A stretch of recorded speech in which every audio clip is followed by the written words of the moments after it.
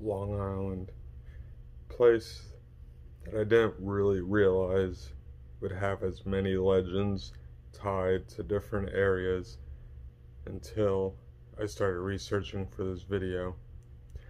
Hey guys, Tom here, and today we're going to be covering over 10 legends that I found in the Long Island area. And if this is something that you'd find interesting or that you enjoy, feel free to click that subscribe button down below, and also click on that notification bell to be notified of all my future uploads, and also go ahead and click on that like button while you're down there. Without further ado, let's get in with the first legend from Long Island. Now, the first legend that we have coming in at the 10 spot is going to be that of the Fire Island Lighthouse. Now, this legend is tied to Nathaniel Smith, who is said to be the lighthouse keeper that was staying with his family nearby at the time when the lighthouse was being rebuilt. And according to the said legend, it is also stated that his daughter had fallen ill during the time that it was being rebuilt, and that medical attention had arrived a little too late, like about 3 days after she had fallen ill. And then now, according to this legend, it says that as you're climbing the 182 steps for the lighthouse, you can hear a man moaning for the daughter that he lost. And then once you arrive at the top of the stairs, that you can hear footsteps coming up behind you. Now, I don't know about you, but that would probably creep me out a little bit, and I don't know how I'd react if I heard footsteps coming up behind me, only to find out that no one was there. Now, coming in at the number 9 spot, we have the Kings Park Psychiatric Center. Now, this one I thought was actually kind of interesting, and from my understanding, there are videos from people that do urban exploration in this one, but at once upon a time, it had been home to more than 9,000 mentally ill patients when it was open, and that's according to a Newsday article from Long Island, Our Story. And according to the legend that falls about that place, it's stating that many of them still haunt the property, even though it's been long since closed down and the patients have since left the area. And I believe it's the ones that they believe have died on the property that still haunts it. And in 1996, a lot of the structures had been shuttered up, and some of them have since been demolished. I do believe some of the structures still currently reside on the property though, and from my understanding, there are some urban explorers that do go and explore that location, and I believe there are videos up on YouTube about it as well. Now, coming in with the number 8 spot, this one I actually thought was kind of interesting. It's in relation to the mile markers on Long Island. There are legends tied to the belief that the colonial postmaster general Benjamin Franklin had actually personally placed these mile markers, or at least the mile marker stones. However, they do have documents showing that it had actually been the town governments that were actually responsible for placing these mile markers. But still, I believe the idea of having Benjamin Franklin placing mile marker stones, still pretty interesting legend to hold on to, and that just seems like a little interesting story to tell, in my opinion. Now, coming in at number 7, I'm not sure how many people watching this video might have heard of the Montauk Project. I'm not entirely sure how to pronounce that, so I'm very apologetic if I mispronounce it. As Montauk.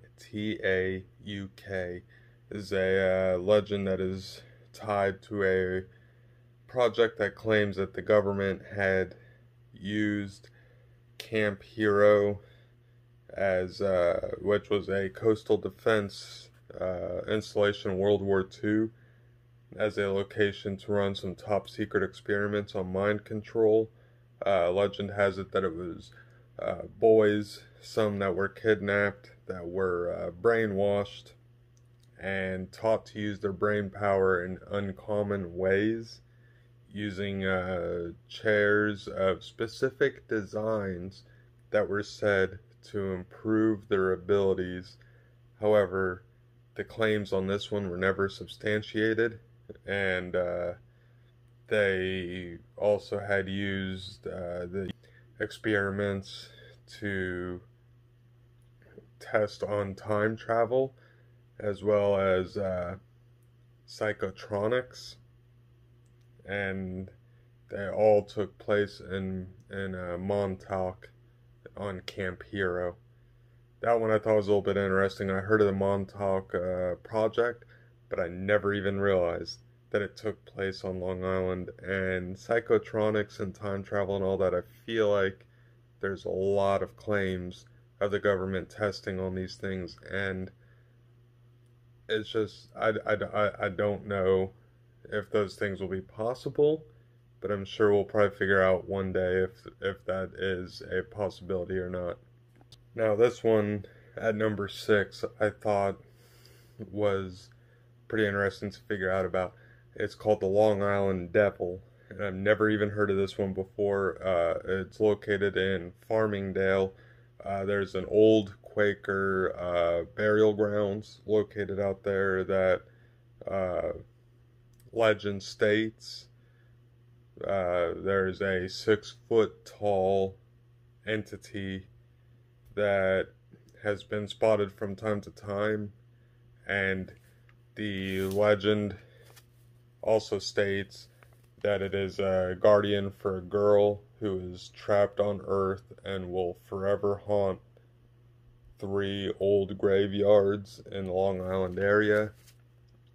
I don't know what to say about this one. That one, I actually feel like if I ever spotted a 6-foot tall entity, I feel like I would, if I felt threatened, I'd probably turn and run the other direction. Honestly, I probably would not stick around and figure out what's going on.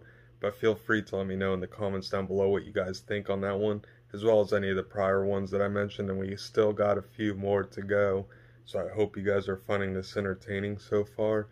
And if you are and you're new to the channel, feel free to click that subscribe button down below and that notification bell to be notified of all my future uploads. Also go ahead and click on that like button if you enjoy this so far. Now, coming in at number 5, we have the Talking Ghost of Yafanks Woods, which I thought was actually kind of interesting. It's where Potter's Field is located, right off of exit 67, and it's a reportedly popular area for ghost hunters to go and explore. And it's been reported that they have all sorts of things, from mysterious mists to apparitions to even strange noises that come from the burial ground. And to top it off, the burial ground is 150 years old. So I'm pretty sure there's a lot of history there, and that probably is reasonings behind these mysterious mists and these apparitions and the weird noises that are heard.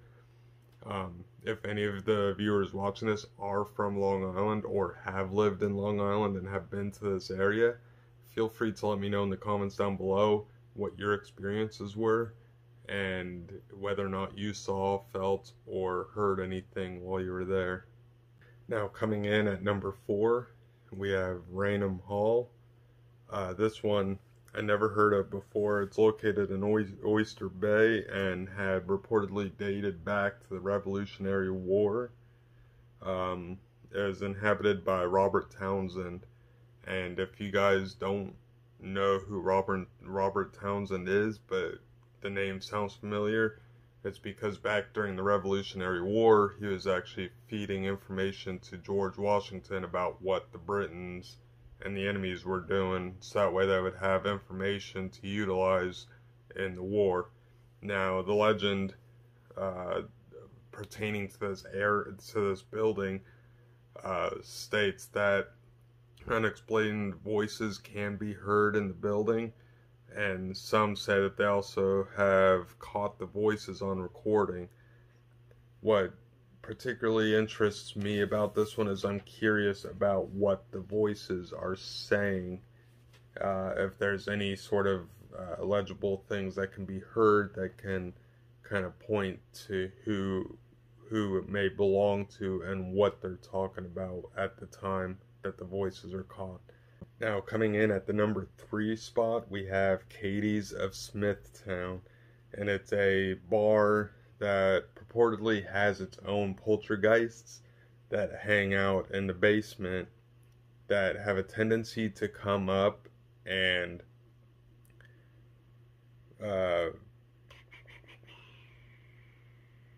interact with people on the main floor.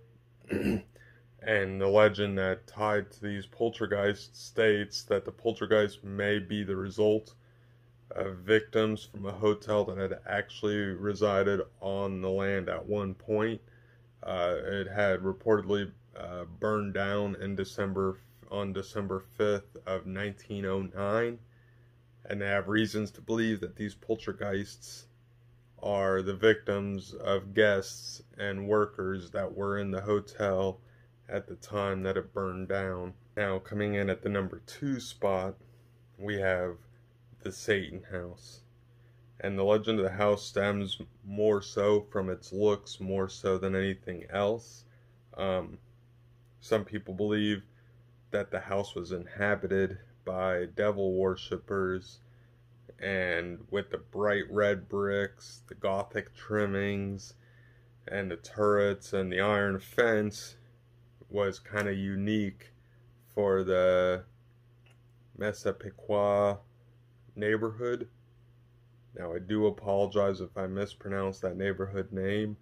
Feel free to let me know in the comments down below if I did mispronounce it. I do apologize. But the legend states that the curtains were made of coffin liners, that there is a horse-drawn hearse located around the back of the house, and that the amount of candles in the window that light up will be equal to the number of people in your car at the time of passing by this house. Now, I do want to throw in this little disclaimer here. At the time that I read the information about this one, it was stated that the family located inside the house were actually Catholic, and they were not actually devil worshippers whatsoever. Coming in at the number 1 spot, we have Mary's grave. The stories behind this grave is one's a tragedy, depending on which legend you believe is to be tied to the grave. One legend states that she was convicted as a witch, and that she was hung outside of her house and buried nearby. And it says that if children visit at night, she tends to appear and kill them. Now, there's a second legend that is also tied to Mary's grave that says she committed suicide after her husband had died at sea. But prior to that, she would light a candle in her house every day and night to guide her husband back home. And you can still see that light on in the window to this day. And the last legend that is tied to it states that she roams the area after she disappeared following the murder of her abusive mother. All 3 of them are legends that different people believe about and ties to it. But as far as whichever story you believe and whichever story is told, I do believe that there's one common principle, and it is that Mary's spirit does not rest in peace whatsoever. So guys, that was 10 legends from Long Island, New York. I do hope that you guys did find this interesting. If legends and urban legends are your thing, I do have an entire playlist located on my channel. Feel free to check it out. And also, if you are new to the channel, don't forget to click that subscribe button as well as the notification bell to be notified of all my future uploads. And also go ahead and leave this video a like. As always, enjoy life, take it a day at a time, and I'll catch y'all next time.